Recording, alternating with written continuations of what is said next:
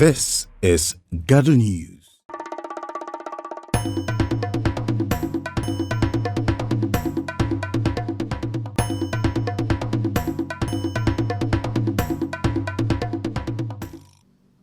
We have a lot of specifications or quality attributes for a medicine. One of the attributes that Nigeria has not been able to, or Nafdac has not been able to include or to demand, is called bioequivalence. 95% of our products are generics, meaning the innovator has done all the work, they patented the product. For patent is between 17 to 20 years for you to sell that product without competition. That is the patent life, 17 to 20 years. Around 17, or even before 17 years, 17th year, you will see some generic companies start copying. They will not put it out there, but they will be ready for the day that patent will expire. And then they push it into the market. That's what is called generic. The same thing, the same medicine, it may be differently made. It may have few ingredients that are different. But what bioequivalence is about is to compare how the absorption and the elimination from the body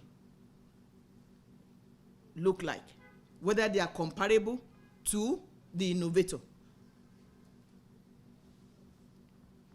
So it's not like Nafdac missed something. It is that when this started about 40 years ago in the US, generic drugs, because they are cheaper than brand name, than innovator. When this started in the US FDA was not also testing, doing bioequivalence. Everybody just assumed that because it's the same medicine, But through research, we found out that depending on your process, depending on the very ingredients that are in the formulation, the absorption and the elimination may be different. So that is when the bioequivalence studies started. India and China, I believe, started maybe around 10 years ago. So before that, everybody was just, accepting generics without that bioequivalence part in the application registration package. But it's high time we did that also in Nafdac. So we are making it compulsory from January 2025 that bioequivalence should be in the package. Because it may not even be intentional for that generic not to have bioequivalent. It may be lack of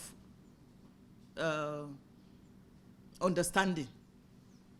For example, if you have lactose from milk as an ingredient and you combine it with amine drug, what is called amine drugs with amine functional group, the lactose will react with the amine functional group and form a complex that may not dissolve as fast as the same drug where starch was used as the non-active ingredient. So the reactivity between the non-active ingredients and the drug may be a problem. That is why bioequivalence is important.